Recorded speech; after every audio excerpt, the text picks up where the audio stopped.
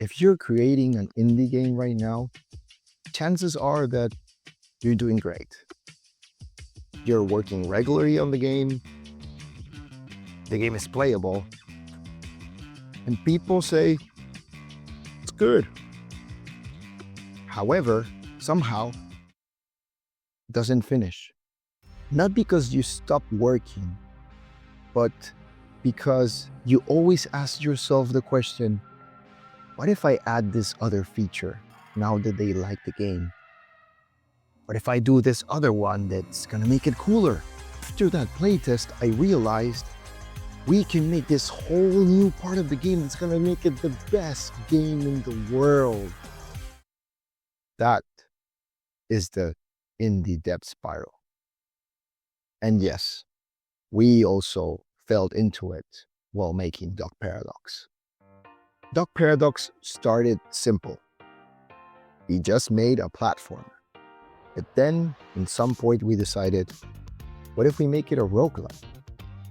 Well, if it's gonna be a roguelike, it's gonna need multiple randomized levels. What if, for anyone to get to world 2 or 3, they have to do it through a secret path that they have to uncover while playing many times through the game? What if we,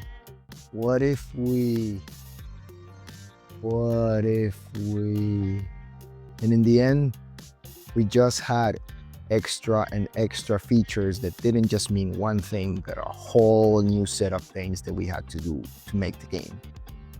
At that point, the game design document stopped looking like a plan and more like a political manifesto. All of these ideas were very good, but that was the problem. Every idea made the game more interesting and the release date more fictional.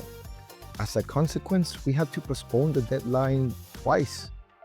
We had a publisher and they were politely asking, when is it gonna be done? And we were politely answering, soon. Don't worry, soon. The spiral feels productive. You're not stuck. You're improving things. You're not procrastinating. You are polishing. From the outside, it looks like progress. But from the inside, it feels like you're always busy and nothing is going forward. The worst part is that the game was already fun. It didn't need to become a design thesis to deserve existing. So at some point, we had to admit something. We were not lacking ideas. We were lacking decisions. So we had to do something really unsexy. We decided for a fixed scope. 3 worlds, a defined number of randomized levels for each world, a clear formula to keep the flow of playing the game that we had to test many times until we got it right, and 3 bosses. That's it. Could we do more? Of course. Did we want to do more? Absolutely.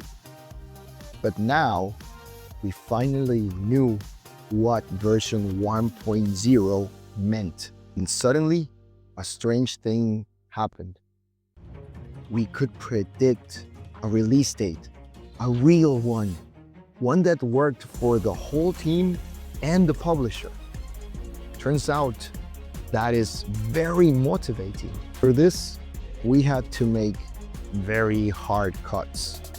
One I can remember right now is that the flowers we have in the game that you can use to go to the other worlds, we're going to have a mini music game where you had to use the control to line up some notes so you can get into the next world. But this was gonna take us a couple of weeks or even up to a month in testing and everything. And we didn't have that time, so we had to cut it. Couldn't have any more excuses for the publisher. So the flowers didn't have their mini game, but the game lived. Once the scope was focused, creativity didn't disappear. It focused. Instead of reinventing new systems every week, we polished and perfected what was there. Instead of reopening big decisions, we refined execution. Progress stopped being theoretical and it started becoming visible. So we finished the game. Duck Paradox got published, and sometime later, we got nominated as Best Game Latin America at Gamescom Latam. Things like this don't happen to games that get stuck in the spiral forever. So the indie dev spiral is not about laziness. It's about avoiding uncomfortable decisions. Structure didn't kill our creativity. It protected it. Because an unfinished masterpiece has exactly 0 layers. So if you are stuck in this spiral right now, I hope this story motivates you to start taking decisions, to find a way to estimate, decide a date, and go finish your game. I have another video that specifically talks about how to do estimations that might help you.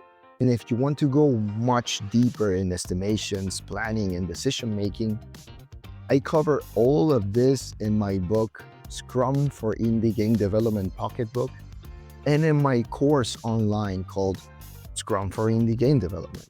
Talent starts games, but structure finishes them. You're just a visionary. Ended up being very challenging. Best indie manager. He organized our Scrum board.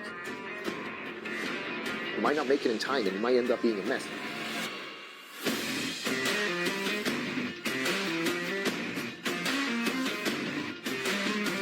Keep a clear communication, but not overloaded.